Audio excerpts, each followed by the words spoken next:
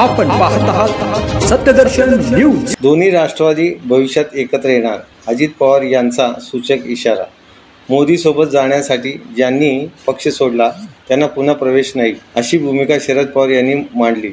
त्यांच्या या भूमिकेबद्दल बोलताना अजित पवारांनी एक विधान केले, ज्यामुळे दोन्ही राष्ट्रवादी भविष्यात एकत्र येऊ शकतात अशी चर्चा सुरू झाली आहे। अजित पवारांनी उदाहरण देत पवारांच्या विधानावर उत्तर दिलं।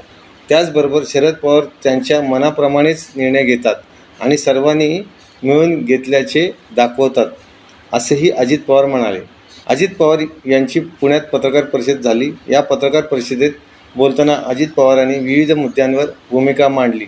शरद पवारांनी प्रादेशिक पक्ष काँग्रेसमध्ये विलीन होतील असे विधान केले, त्यावरही ते बोलले। त्याचबरोबर राष्ट्रवादी काँग्रेसच्या पुढील वाटचालीचा निर्णय सहकाऱ्यांशी चर्चा करून घेऊ, असं शरद पवार एका मुलाखतीत म्हणालेले, त्यावरही अजित पवारांनी भाष्य केले। पवार साहेबांना ज्यावेळी निर्णय घ्यायचा असतो तेच बाकीच्या सहकाऱ्यांना सांगतात आणि असं दाखवतात की तो सामूहिक निर्णय आहे। आम्ही जो निर्णय घेतला तेव्हा ते एकटे त्या गोष्टीला विरोध करत होते, मध्येच म्हणायचे की तुम्ही जा, मी आता बाजूला होतो, मी निवृत्त होतो, असं ते करायचे। ते त्यांना पाहिजे तेच करतात, फक्त दाखवताना हा सामूहिक निर्णय आहे असं दाखवतात, परंतु त्यांच्या मनामध्ये जे असतं तेच ते ठामपणे करतात, असे उत्तर अजित पवार यांनी दिले। मला जे वाटलं ते मी केलं, आता माझी भूमिका ही आहे, त्यांनी काय भूमिका घ्यावी आणि काय बोलावं, कधीकधी एक संभ्रमावस्था निर्माण करण्यासाठीही अशा प्रकारची विधाने येतात।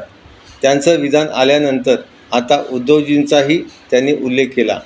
मला नाही वाटत उद्धवजी त्यांचा पक्ष कधी काँग्रेसमध्ये विलीन करतील। मी जे उद्धवजींना गेले 2.5 वर्ष जवळून पाहिलं आहे, उपमुख्यमंत्री म्हणून ते मुख्यमंत्री होते, मला त्यांच्यासोबत काम करायची संधी मिळायची। मी त्यांना जे अनुभवले, मी त्यांचा स्वभाव जो पारखला आहे किंवा त्यांची कामाची पद्धत वगैरे जे बघता, उद्धवजी असा काही निर्णय घेतील पक्ष विलीन करण्याचा, असं मला अजिबात वाटत नाही।